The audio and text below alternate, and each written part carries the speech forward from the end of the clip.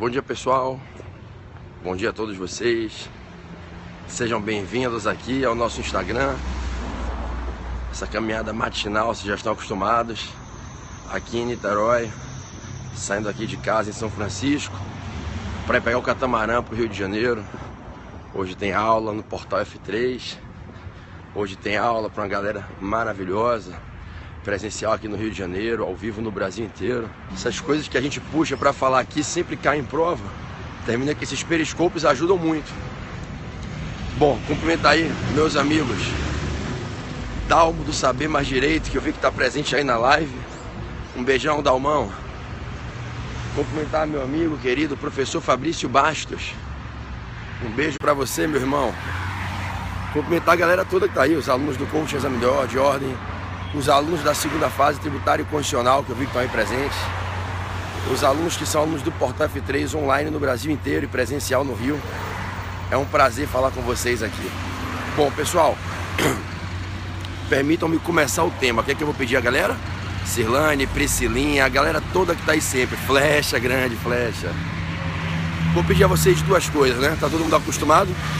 Vamos convidar todos os seguidores da gente. A gente bota o dedo aqui no contador, de onde sai o coração. Convida os seguidores. Então convide aí seus seguidores para a gente aumentar a galera aqui que vai estudar constitucional logo segunda-feira cedo. Valeu, Vinícius, Rafa, Carla, Rafa Souza, Priscila, Thiago, todo mundo aí convidando os seguidores. E após você convidar seus seguidores, isso, galera, vamos lá, vamos junto, né? A gente para as mensagens, certo? Para eu começar a explicar a matéria. Vocês sabem que se ficar mandando mensagem vai travar a transmissão, correto? Então vamos nessa, todo mundo compartilhando, convidando, coraçãozinho na tela o tempo todo, solta o dedo nos corações e vamos com tudo. Pessoal, o poder constituinte originário, ele tem 6 características chaves. Quando você vai fazer uma prova, essas características são as que a banca pergunta e quer saber se você conhece, se você sabe identificar, tudo bem? Então a banca, ela vai avaliar no quesito o seu conhecimento, mensurando se você sabe quais são essas características, tudo bem? Bom, anote aí logo, depois eu explico. Anote aí, pega a canetinha, o seu caderninho do periscópio e do PB. Eu vou dizer as 6 e você anota, tudo bem? Anote aí, são características do poder constituinte originário. Inicialidade. A primeira é a inicialidade. Ilimitação. A segunda é a ilimitação. A terceira é o incondicionamento. Incondicionamento. Poder constituinte originário é ilimitado, incondicionado, inicial. Ele é permanente, que é a quarta característica, permanente. Então, inicial, ilimitado, incondicionado, permanente. Ele é soberano, puta, arrumou o barulhão agora. Soberano, e ele é não hierarquizável. Então, soberano é a quinta, não hierarquizável é a sexta, ok? Algumas dessas características fluem da natureza jurídica do poder constituinte originário. Anote aí que o poder constituinte originário tem por natureza jurídica ser um poder político. Tome nota que a natureza jurídica do poder constituinte originário é que ele é um poder político. E é isso, inclusive, que vai explicar o teor de algumas das características. Tudo bem? Então, o poder constituinte originário, que tem por natureza jurídica ser um poder político e não um poder jurídico. Olha que interessante. A natureza jurídica do poder constituinte originário é a de ser um poder político e não um poder jurídico.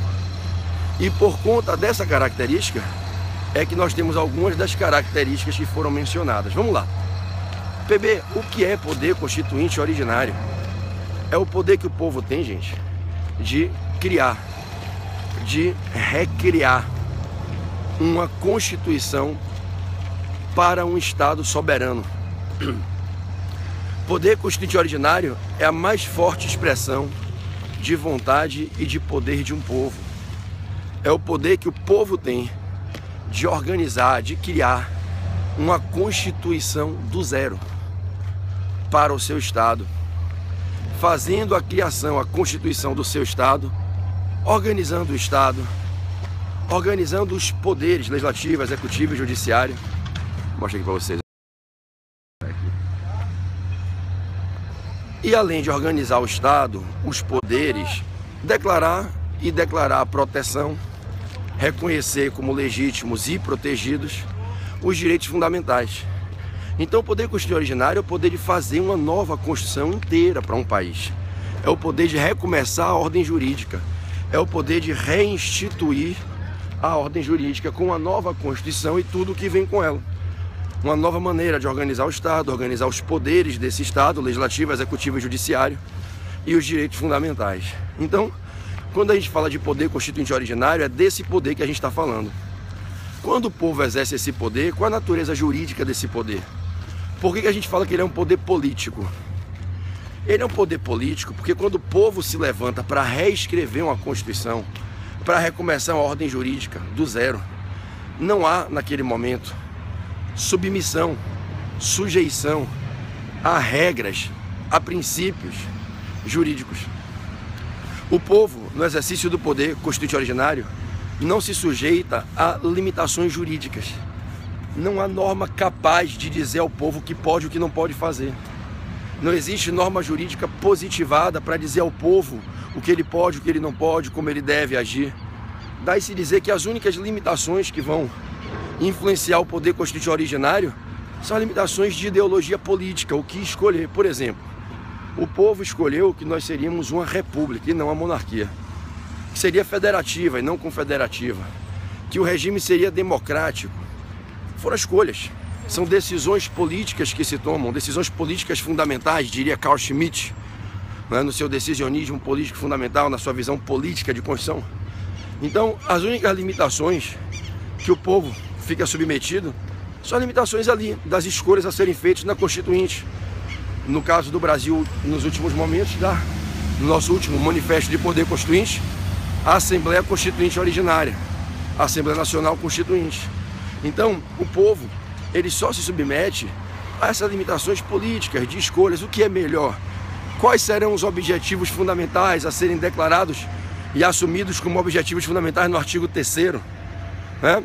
Então, construir a sociedade livre, justa e solidária, erradicar a pobreza, promover o desenvolvimento nacional, né? Então, isso é escolha. Então, o povo, ele não sofre limitações jurídicas, e sim políticas, e ele tem que tomar decisões. Por isso se dizer que ele é um poder político como natureza jurídica. Agora, as características, inicialidade. Com o exercício do poder constituinte originário, se inicia uma nova era jurídica. Você finaliza a era constitucional anterior e inaugura uma nova era constitucional. Você inaugura um novo Estado de Direito. Você recomeça do zero. E aí é óbvio que essa inicialidade tem uma série de consequências. Você revoga toda a Constituição anterior, a abrogação, que é a revogação total. Você vai fazer um controle de compatibilidade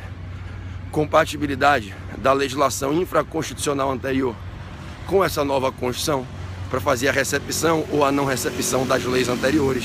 Então você reinaugura a ordem jurídica do zero. O que não era compatível não entra, o que era compatível é recepcionado. E todo o sistema constitucional anterior é revogado, passando a vigorar apenas a nova Constituição. Isso é a inicialidade. O poder constituinte originário reescreve do zero o começo de uma nova ordem jurídica. A ilimitação e o incondicionamento, não é? O poder constituinte originário é inicial, ilimitado e incondicionado. Ilimitação e incondicionamento são características que emanam da natureza jurídica. Se ele é um poder político e não se submete a normas jurídicas pré-estabelecidas que naquele momento estejam influenciando e controlando, restringindo, ora, o povo tem a liberdade de colocar o conteúdo que quiser, pelo menos em tese, e pode conduzir a Constituinte e o feitio da Constituição pelo procedimento que quiser estabelecer. A ilimitação está ligada à ausência de normas restritivas do conteúdo. O incondicionamento está ligado à ausência de normas restritivas e controladoras pré-estabelecedoras do procedimento. Dizer que o poder constituinte originário é incondicionado é dizer que ele não se submete a um procedimento prévio e obrigatório de ser cumprido.